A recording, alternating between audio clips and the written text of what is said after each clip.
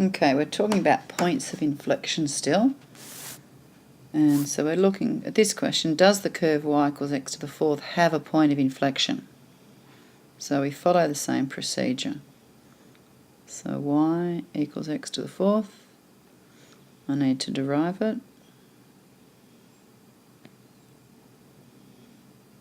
And to find the stationary point, let dy dx equal 0.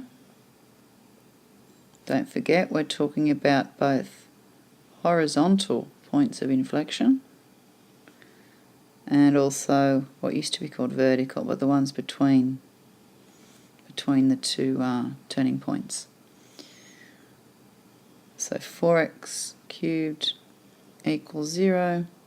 So x equals 0. So that's where a possible stationary point is, or a stationary point. Next thing we need to do is check the second derivative and see what happens with the concavity. So the second derivative is 12x squared. Now if I sub in x equals 0 from my stationary point, the second derivative equals 12 by 0 squared, which is 0. So from our conditions before, we found that if the first derivative was 0 for a particular point and the second derivative was 0, it's a possible point of inflection. Okay, possible. But we've got to check the concavity around that point. So we do that box of table values again. So it's x, and we're checking the second derivative for a concavity change. If there's no change, like if the signs don't change, then there is no point of inflection. It's a shocking table. Anyway, 0. There's only one stationary point, so it doesn't matter which point we take, but take one fairly close to it. So let's take -1 and 1. So if x equals -1, the second derivative equals 12 by -1 squared, which is 12. So that's positive. And I think you can see, because it's a square, if x equals 1, second derivative is also going to be 12, which is also positive. That was 0, but that was positive.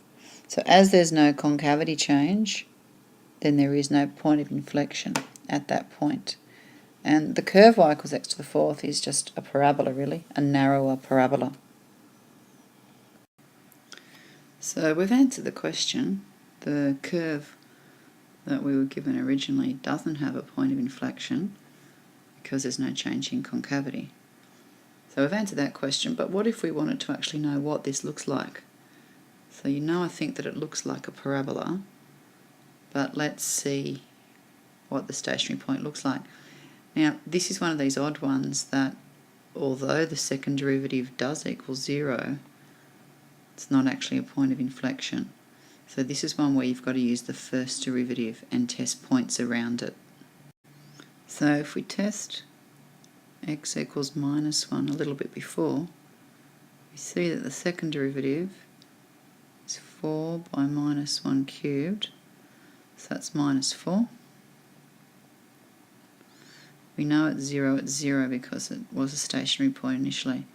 And if x equals 1, then we know y dash is 4 by 1 cubed, which is 4. Meaning that, change colour, at the stationary point, the tangent is horizontal at 0. Before the stationary point is going down, and after the stationary point it's increasing. So therefore we do have a minimum. And that's what we know it looks like. It's just a narrower parabola sitting at 0, 0. So there is a minimum at 0, 0.